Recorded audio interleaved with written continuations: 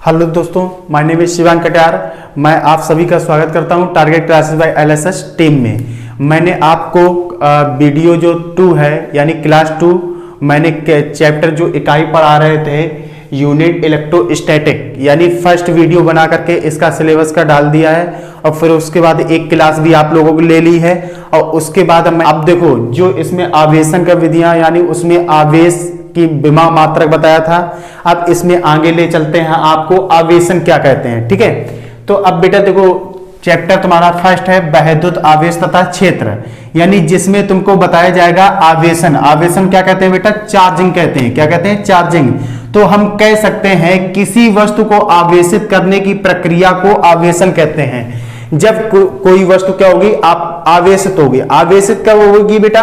जब एक वस्तु से दूसरी वस्तु में कुछ प्रक्रिया की जाएगी तभी वो वस्तु आवेशित होगी। तो हम क्या कहेंगे? वस्तु के आवेशित, जब कोई वस्तु आवेशित होगी तो उस प्रक्रिया को ही क्या कहते हैं बेटा? आवेशन कहते हैं। यानी जो आवेशन की विधियां हैं मेथड ऑफ चार्जिंग, यानी आवेशन की जो विधियां उनको 3 विधियां में बांटा गया है। नंबर 1 क्या है बेटा? घर्षण द्वारा आवेशन, जिसे क्या कहते हैं बेटा? Charging by fraction. अब देखो नंबर 2 क्या है बेटा? चालन द्वारा आवेशन, जिसे क्या कहते हैं बेटा? Charging by conduction. अब देखो तीसरी जो विधि है वो क्या है बेटा? प्रेरण द्वारा आवेशन, जिसे हम कहते हैं चार्जिंग बाय इंडक्शन। अब बेटा देखो जो घर्षण द्वारा आवेशन होता है वो क्या होता है? जैसे कि पहले तुमसे कहा गया है जब दो वस्तुओं को आपस में रगड़ते हैं, जब दो वस्तुओं को आपस में रगड़ते हैं तो उनके मध्य इलेक्ट्रॉनों का स्थानांतरण होता है, जिससे दोनों वस्तु आवेशित हो जाती हैं। तब दोनों वस्तुओं पर परिमाण में समान तथा प्रकृति में विपरीत प्रकार का आवेश उत्पन्न हो जाता है। इसे हम घर्षण द्वारा आवेशन कहते हैं। जैसे कि हम आपको बताने जा रहे हैं कि जैसे कि एक वस्तु हमने ले ली बेटा, ये वस्तु कोई है ए, ठीक है। अब यहां पर कोई हमने दूसरी वस्तु ले ली, इसको मान लिया बेटा हमने वस्तु मान लिया बी, ठीक है। अब बेटा इस पर क्या होता है बेटा? जैसे कि इस पर क्या होता है बेटा? धनावेश है। क्या है बेटा? धनावेश है। जब इस पर पूरी सतह पर इसके जो प्रत्येक सतह है उस पर क्या है बेटा? धनावेश है। जब ये धन आवेशित वस्तु होगी, अब इसको बेटा इस पर क्या होगा बेटा? ऋण आवेश होगा। क्या होगा बेटा? ऋण आवेश। जब धन आवेशित वस्तु को ऋण आवेशित वस्तु से रगड़ा जाता है, क्या होता है? जब एक वस्तु को दूसरे वस्तु से रगड़ा जाता है, जब एक वस्तु को दूसरे वस्तु से रगड़ेंगे तो वो वस्तु क्या होगी बेटा? आवेशित होगी। जिस पर बेटा एक पर क्या होता है बेटा? धनावेश उत्पन्न हो जाता है, एक पर क्या होता है? ऋण आवेश उत्पन्न हो जाता है। यानी कह सकते हैं इस पर विपरीत प्रकृति का आवेश उत्पन्न हो जाता है। जैसे कि हम एग्जाम्पल दे सकते हैं, अबनूस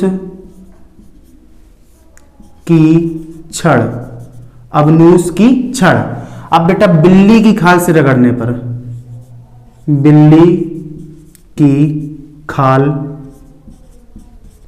से, अब देखो बिल्ली की खाल से जब अबनूत की छड़ को रगड़ा जाएगा तो बिल्ली पर जो होगा बेटा वो क्या होगा बेटा? धन आवेश होगा। यानी अबनूस की जो छड़ होगी उस पर क्या होगा बेटा? ऋण आवेश होगा। इसी प्रकार हम कह सकते हैं अब बेटा कांच की छड़ को रेशम के कपड़े से रगड़ा जाएगा, कांच की छड़ को, कांच की छड़ को रेशम के कपड़े से रगड़ने पर, रेशम के कपड़े। अब बेटा देखो कांच की जो छड़ होगी रेशम के कपड़े से जब रगड़ी जाएगी तो यानी बेटा जो कांच की छड़ होती है वो क्या होती है बेटा? धन आवेश होती है। यानी रेशम की छड़ होती है उस पर क्या होता है बेटा? ऋण आवेश होता है। क्या होता है? ऋण आवेश होता है। अब इसी प्रकार कह सकते हैं एबोमाइट की छड़ को, एबोमाइट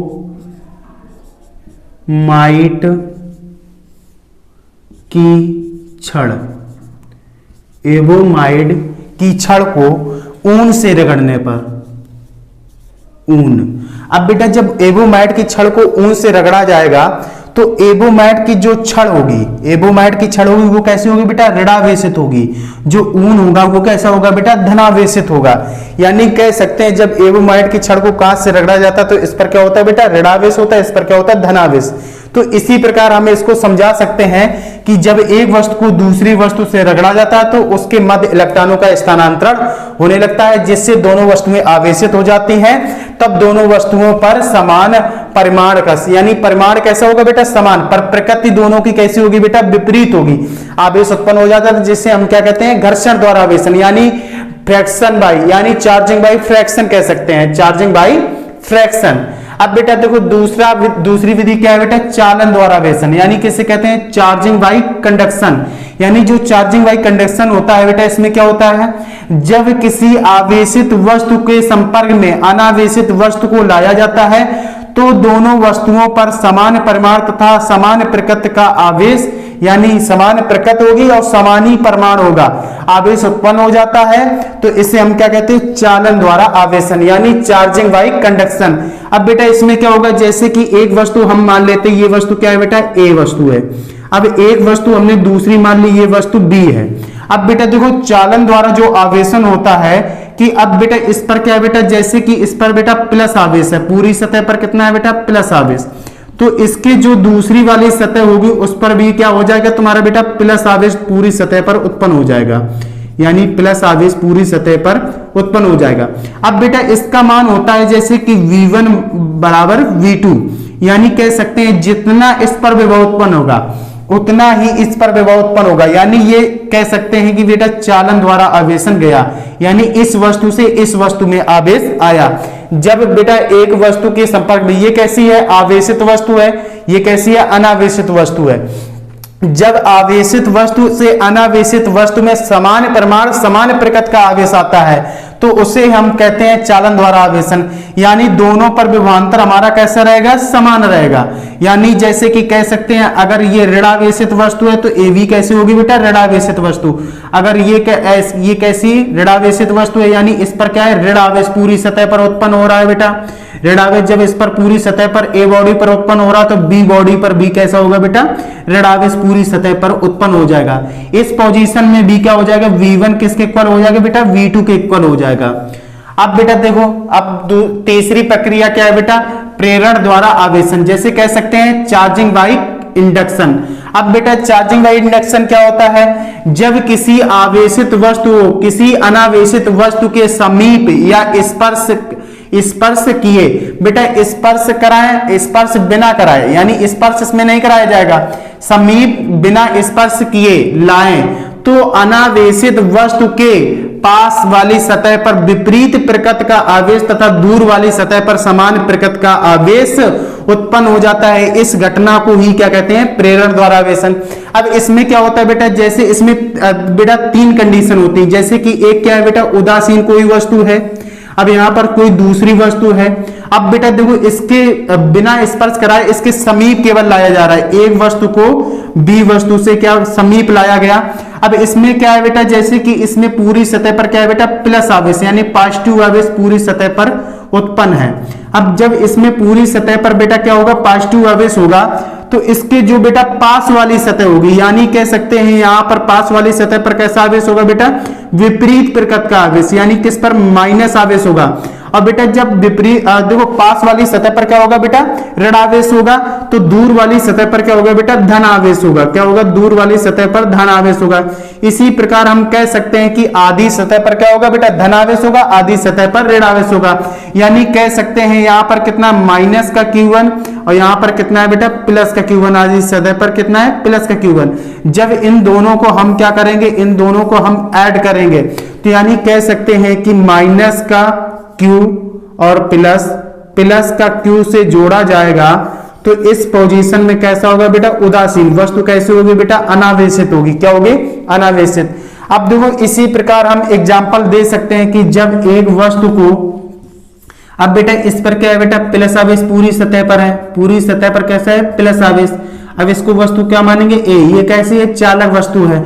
अब देखो ये जब चालक वस्तु है तो ये बेटा कैसी है, ये अनावेशित वस्तु है। अब जब अनावेशित वस्तु है, अगर इसकी बेटा जैसे कि ये आधी सतह पर क्या होता है बेटा, ऋणावेश होता है। अब बेटा देखो जब इसको पृथ्वी से जोड़ दिया जाए, किससे जोड़ दिया जाए, पृथ्वी से, जब पृथ्वी से जोड़ा जाएगा इसको, तो क्या होगा बेटा, जो धन आवेश होगा पृथ्वी अपनी ओर पूरा आकर्षित कर लेगी, और ये बेटा जो ऋण आवेश होगा ये इसको बैलेंसिंग यानी कह सकते हैं ये आकर्षण बल, यानी जैसे कि ये बना है धन परीक्षण आवेश यानी धन आवेश, तो इसको आकर्षण का बल इसके उत्पन्न करेगा, यानी जो धन आवेश होगा ये पृथ्वी खींच लेगी दूसरी वस्तु को, अनावेशित वस्तु का, और ऋण आवेश वस्तु इसके संपर्क को बनाए रखेगा। अब देखो तीसरी कंडीशन क्या होती है, जब इस वस्तु को ना तो कोई अचालक वस्तु ना तो कोई चालक वस्तु के संपर्क में लाया जाता है, तो अनावेशित वस्तु पर क्या होता है बेटा, ऋण आवेश, यानी पूरी सतह पर तीसरी कंडीशन में ऋण आवेश उत्पन्न हो जाएगा। यानी अब ये देखो ये कैसी पहली विधि थी, अब देखो ये कैसी है, दूसरी विधि है इसकी, ये कितनी है बेटा, तीसरी, यानी ये 3 पॉइंट द्वारा कार्य करता है। अब देखो इसी प्रकार मैंने आपको आवेशन बताया, आवेशन की 3 विधियों को भी समझाया। अब इसी प्रकार आपको वैद्युत आवेशों के मूलभूत गुण यानी basic properties of electric charge.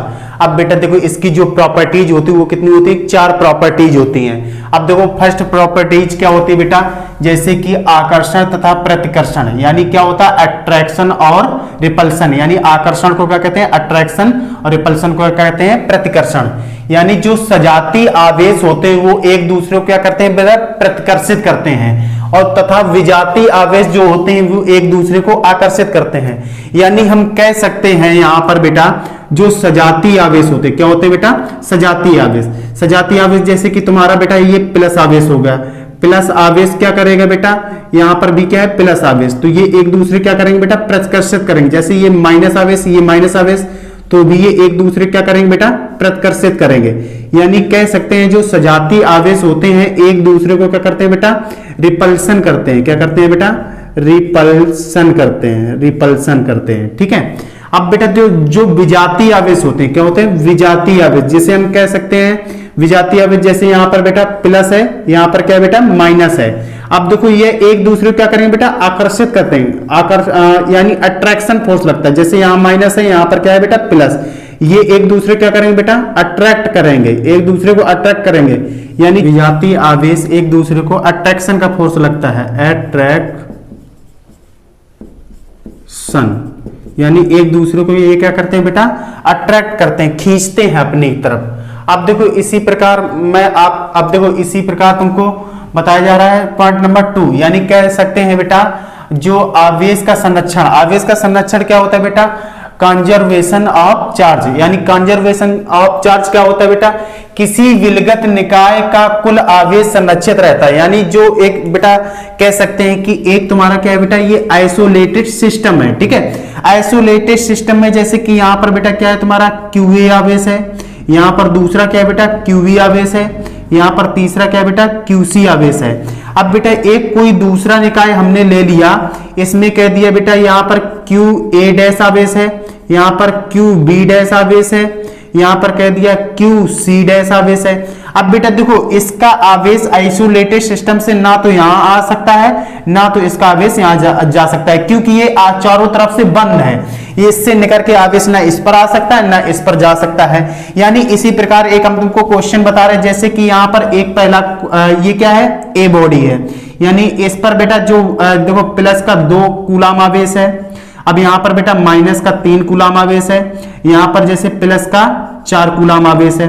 अब देखो एक दूसरी वस्तु है बेटा बी, इस पर क्या है बेटा, जैसे कह दिया जाए प्लस का 3 कूलम आवेश है, अब यहां पर माइनस का 2 कूलम आवेश है, अब यहां पर कह दिया जाए प्लस का Q कूलम, यानी Q का मान ज्ञात करना है। यानी जो इस पर बेटा विभवांतर होता है, इसका विभवांतर यानी दोनों पर विभव कैसे होता है बेटा, इक्विवेलेंट होता है। यानी कह सकते हैं इसका जो बीजगणितीय योग होगा क्या होगा, इसका बीज, इसमें जितना आवेश का कुल आवेश का परिमाण इसको जोड़ लेंगे, इसको जोड़ लेंगे, दोनों के इक्विवेलेंट होगा। यानी कह सकते हैं बेटा 2, अब बेटा 2 प्लस का 2 है, 2 कूलम हो गया, अब यहां पर माइनस का 3 हो गया, प्लस का 4 हो गया, बराबर किसके होगा बेटा, प्लस के 3 के, माइनस के 2 के, और बेटा प्लस का Q।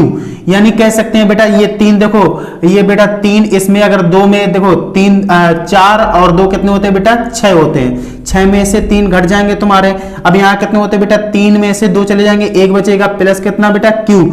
अब यहाँ 6 में से 3 चले जाएंगे, कितना बचेगा बेटा कह सकते हैं बेटा 3 बचेगा, ये एक उधर जाएगा बेटा, माइनस का जाएगा, बराबर कितना हो जाएगा बेटा Q, 3 में से एक चला जाएगा, कितना हो जाएगा बेटा 2 कूलाम आवेश तुम्हारा इस पर बचेगा, यानी इस पर जो ये मान ज्ञात करने वो कितना है बेटा 2 कूलाम आवेश है। अब इसी प्रकार देखो ये आवेश कैसा रहता है, संरक्षित रहता है। यानी अब देखो तीसरा पॉइंट क्या कह रहा है बेटा, आवेश देखो विद्युत आवेश की योज्यता यानी एडिटिविटी ऑफ इलेक्ट्रिक चार्ज, यानी कह सकते हैं किसी निकाय का कुल आवेश उस निकाय के अनेक स्थान पर उपस्थित आवेशों के बीच घटती योग के बराबर होता है। अब बेटा इसमें कह सकते हैं कि जैसे कोई बेटा निकाय है, क्या है निकाय, अब बेटा इसमें जैसे कि यहां पर बेटा क्या है माइनस क्यू आवेश है, यहां पर क्या है बेटा प्लस क्यू आवेश है, अब यहां पर क्या है प्लस क्यू आवेश, यहां पर क्या है माइनस क्यू आवेश, यहां पर कह दिया जाए ये प्लस क्यू आवेश है, यहां पर Q1 इसको मान लो, इसको Q2 मान लो, इसको क्या मान लें Q3 मान लें,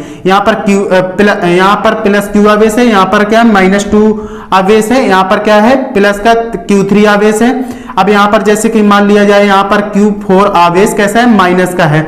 अब बेटा जो आवेश का नेट होगा क्या कहेंगे बेटा नेट आवेश, नेट आवेश यानी कह सकते हैं नेट आवेश को क्या कहते हैं बेटा टोटल चार्ज, टोटल चार्ज, जो टोटल चार्ज होगा बेटा वो कितना होगा, इस निकाय में आइसोलेटेड सिस्टम में जितना आवेश उपस्थित होगा उसका क्या होगा बेटा बीजगणितीय योग होगा, यानी कह सकते हैं बेटा प्लस का Q1 जोड़ा जाएगा, अब देखो माइनस का Q1 क्या कर दिया जाए घटाया जाएगा, अब देखो बेटा किसका प्लस का 3Q है तो 3Q को बेटा जोड़ लिया जाएगा Q3 को, अब देखो माइनस का Q4 है तो इसको Q4 को घटा दिया जाएगा, यानी इसमें जितना भी आवेश उपस्थित होगा उसका क्या होगा बीजगणितीय योग, जो माइनस का चिन्ह होगा बेटा माइनस, इसकी प्रकृति बता रहा है कि इस पर कैसा बेटा विपरीत आवेश है, ठीक है। अब देखो इसी प्रकार हम कह सकते हैं बेटा जैसा कि तुम्हारा चौथा है क्या है आवेश का क्वांटीकरण, क्वांटाइजेशन ऑफ चार्ज, यानी कह सकते हैं प्रत्येक आवेशित वस्तु पर आवेश एक निश्चित न्यूनतम आवेश का पूर्ण गुणज होता है जिसे मूल आवेश कहते हैं। मूल आवेश को इंग्लिश में क्या कहते हैं फंडामेंटल चार्ज या कहते हैं। अब बेटा इसे ई से प्रदर्शित करते हैं, यानी स्मॉल ई से प्रदर्शित करते हैं। आवेश के इस गुण को ही क्या कहते हैं आवेश का क्वांटीकरण कहते हैं। अब बेटा जो आवेश का क्वांटीकरण होता है कह सकते हैं किसी निकाय, जैसे कि एक तुम्हारा क्या है बेटा निकाय है, एक निकाय है आइसोलेटेड सिस्टम है, इसमें क्या होगी बेटा n इलेक्ट्रॉन, इसमें क्या है बेटा n इलेक्ट्रॉनों की कमी, n इलेक्ट्रॉनों की कमी, यानी इसमें क्या होती है बेटा n इलेक्ट्रॉनों की जब कमी होती है तो जब n इलेक्ट्रॉनों की कमी होती है तो इस पर कैसा होता है बेटा धन आवेश होता है, यानी धन आवेश होता है, यानी वस्तु कैसी है बेटा धन आवेशित है। ये कैसी है बेटा चालक वस्तु है, यानी चालक क्या होगी बेटा चालक होगी, चालक, यानी जब चालक वस्तु होगी ये कैसी होगी बेटा आवेशित वस्तु होते हैं, आवेशित वस्तु होगी बेटा। जब इस पर n इलेक्ट्रॉनों की कमी होगी तो ये क्या होगा बेटा धन आवेश होगा, यानी Q बराबर कह सकते हैं बेटा n इंटू बेटा E, यानी कैसा होगा बेटा प्लस का आवेश, इससे इस पर क्या होगा प्लस का आवेश उपस्थित होगा, यानी कह सकते हैं जो मूल आवेश होता है इसमें जाने वाले या आने वाले इलेक्ट्रॉनों की संख्या के पूर्ण गुणज होता है। इसको समीकरण क्या मान लेते हैं बेटा फर्स्ट। इसी प्रकार बेटा दूसरा आइसोलेटेड सिस्टम है, इसमें क्या होती है बेटा n इलेक्ट्रॉनों की क्या होती है अधिकता होती है, n इलेक्ट्रॉनों की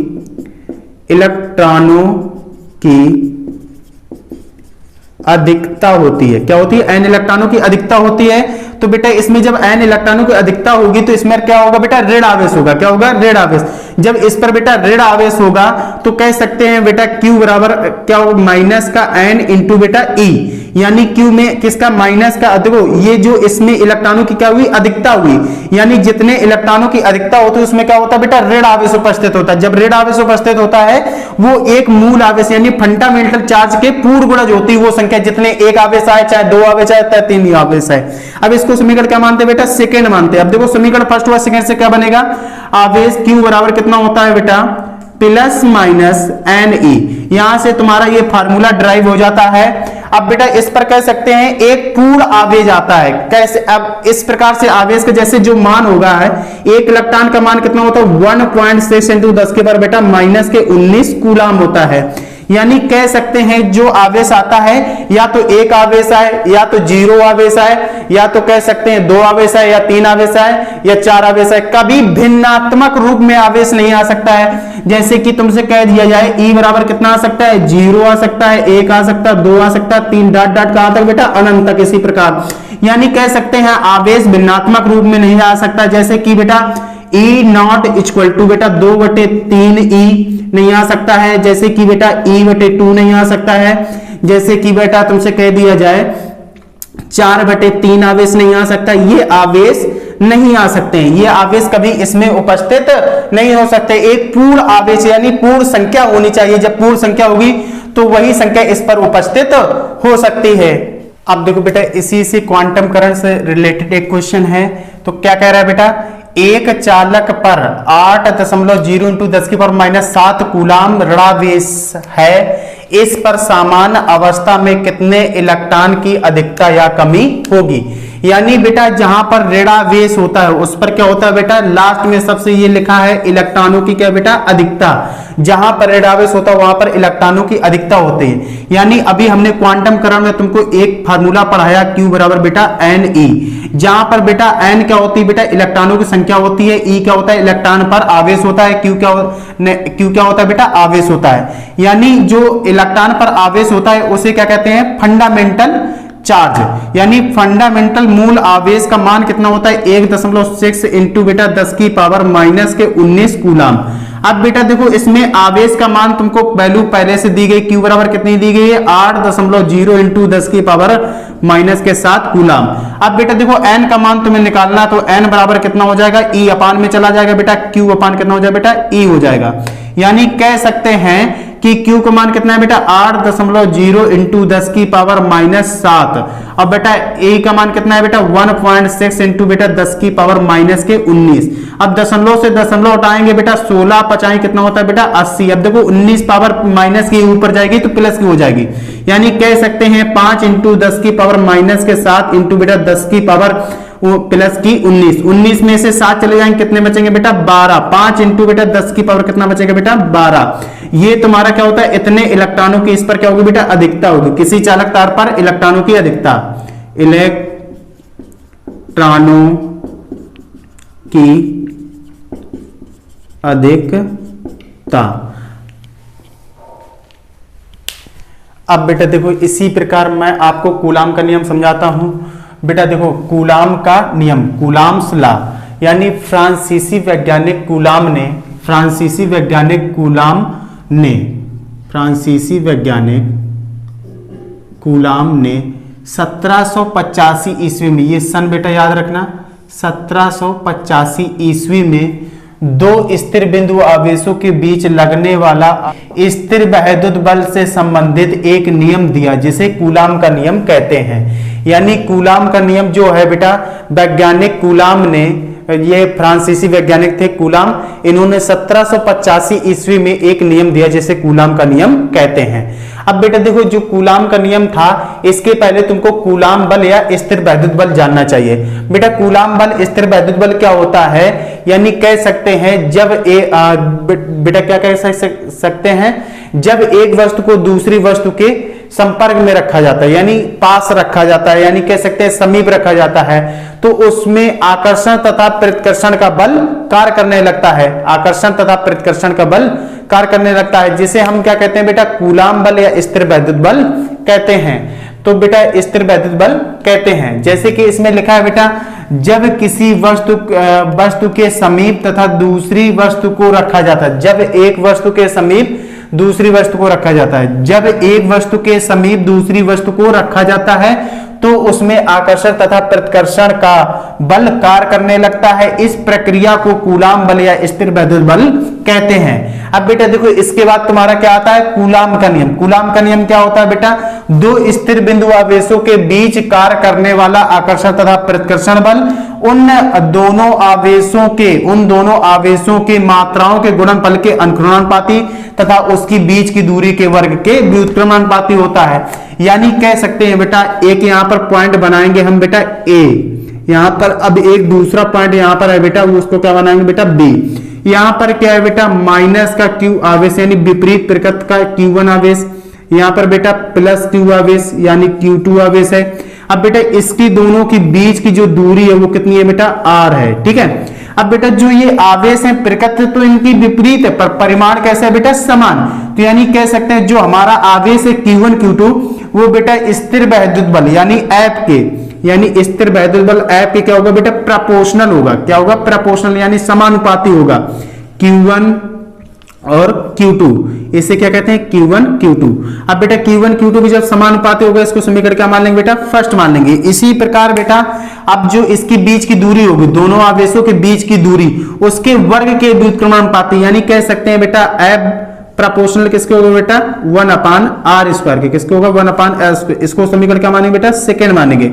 अब क्या लिखेंगे समीकरण फर्स्ट हुआ सेकंड से, समीकरण फर्स्ट हुआ सेकंड से। अब जब समीकरण फर्स्ट हुआ सेकंड से, अब बेटा देखो F जो प्रोपोर्शनल होता है वो किसके होता है बेटा Q1 Q2 अपान बेटा r²। अब बेटा देखो जब प्रोपोर्शनल का साइन हटाते हैं तो इसी प्रकार हमको एक नियतांक मानना पड़ता, तो F बराबर कितना करेंगे बेटा F बराबर K Q1 Q2 अपान बेटा कितना हो जाए बेटा r²। ये जो बेटा K होता है क्या होता है K, ये क्या होता है बेटा इसका मान कितना होता है 1/4 पाई एप्सिलॉन नॉट। अब बेटा इसका जो मान होता है वो कितना होता है 9 × 10⁹ और मात्रा क्या होता है बेटा न्यूटन मीटर स्क्वायर प्रति coulomb square, newton metre square प्रति कूलम स्क्वायर। अब बेटा देखो इसका मान यहाँ पे पुटअप करो कितना हो जाएगा बेटा F बराबर 1/4 pi epsilon not Q1 Q2 अपान कितना हो जाएगा बेटा r² हो जाएगा। अब देखो इसी को हम क्या कहते हैं बेटा कूलाम का नियम, इसे क्या कहते हैं पूरे को बेटा कूलाम का नियम कहते हैं। अब देखो बेटा इसमें क्या होता है एप्सिलॉन नॉट, यानी जो एप्सिलॉन नॉट होता है वो क्या होता है बेटा निर्वात की विद्युतशीलता, इसे क्या कहते हैं निर्वात की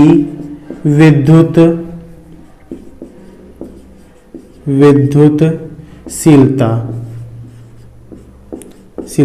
जो बेटा निर्वात की विद्युतशीलता होती है इसका मान कितना होता है बेटा, इसका मान होता है 8.85 × 10⁻⁻12 कूलाम स्क्वायर प्रति न्यूटन मीटर स्क्वायर। ये क्या होता है बेटा इसका क्या होता है मात्रक होता है, ठीक है। अब बेटा r क्या है दोनों आवेशों के बीच की दूरी, Q1 Q2 क्या है बेटा दो बिंदु आवेश है, यहाँ पर स्थिर है ये यहाँ पर स्थिर है। F क्या है लगने वाला स्थिर वैद्युत बल है, ये क्या है स्थिर वैद्युत बल।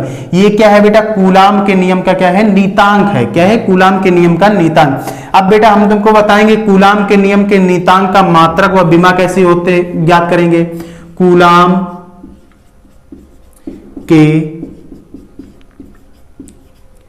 कूलाम के नियम का नियतांक का मात्रक व विमा।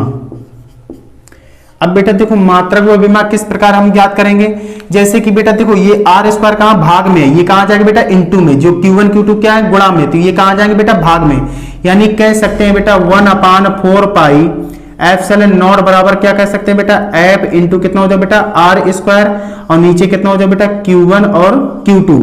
यानी जो बल होता है बल का मात्रक क्या होता है बेटा कह सकते हैं न्यूटन होता है बल का मात्रक, और जो दूरी होती है दूरी का मात्रक क्या होता है मीटर, और मीटर का क्या है बेटा स्क्वायर, तो इसी प्रकार क्या हो जाएगा मीटर स्क्वायर। अब देखो बेटा नीचे क्या होता है आवेश, आवेश का मात्रक क्या होता है कूलाम, आवेश का मात्रक क्या होता है कूलाम, तो कूलाम मिलकर के क्या बना लेंगे बेटा कूलाम स्क्वायर बना लेंगे। अब देखो इसी प्रकार इसकी विमा निकालेंगे। अब इसी प्रकार विमा कैसे निकालेंगे बेटा विमा। अब बेटा देखो विमा निकालने के लिए हम कह सकते हैं 1/4 पाई एप्सिलॉन नॉट बराबर, यानी जो बल का मात्रक क्या लिखेंगे बल की विमा और इनटू क्या लिखेंगे बेटा दूरी की विमा। अब बेटा नीचे क्या है बेटा आवेश की विमा, आवेश दो बार है तो क्या लिखेंगे आवेश की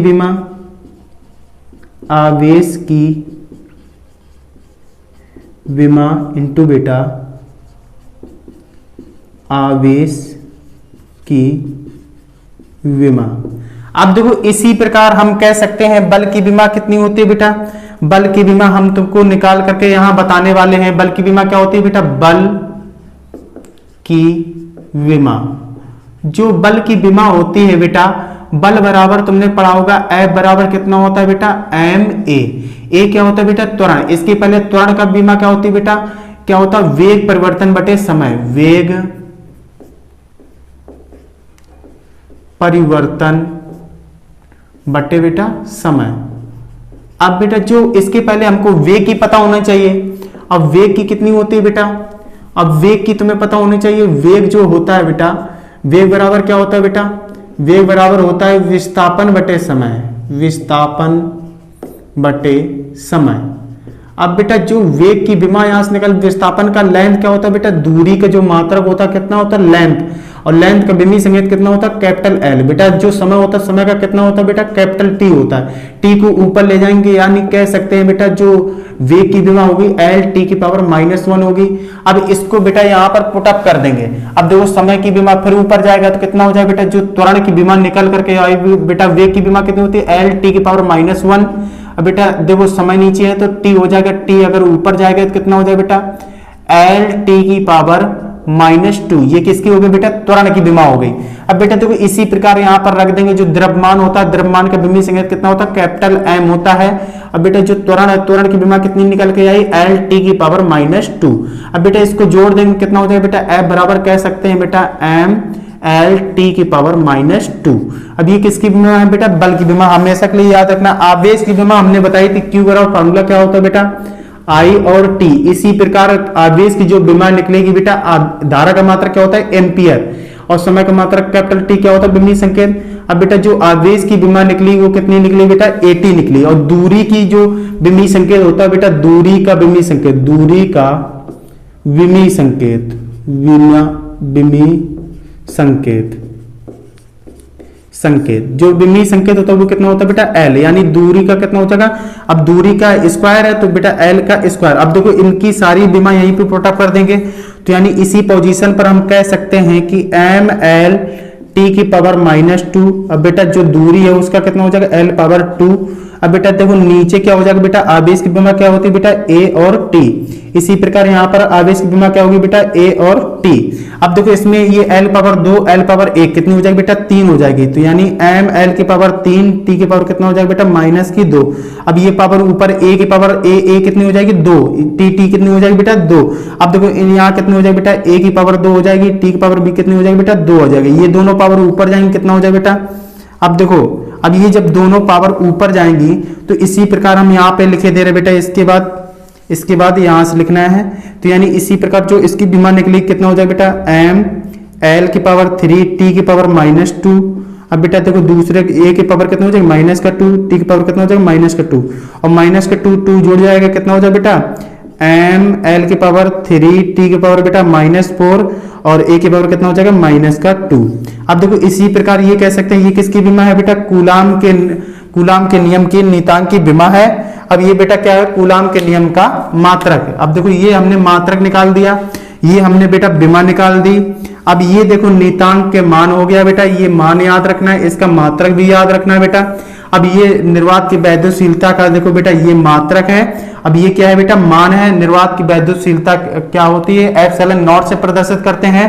अब बेटा कूलाम के नियम का फार्मूला क्या होता है, F बराबर 1/4 एप्सिलॉन नॉट Q1 Q2 बटे R स्क्वायर। अब देखो इसी प्रकार मैंने आपको आज यहाँ तक कूलाम का नियम पूरा सही तरीके से समझा दिया। अब इसके आगे कल आपको वैद्युतशीलता का मात्रक तथा विमा बताऊंगा। आपको अगर हमारा वीडियो अच्छा लगता हो तो इसे लाइक कीजिए और ज्यादा से ज्यादा लोगों में शेयर कीजिए।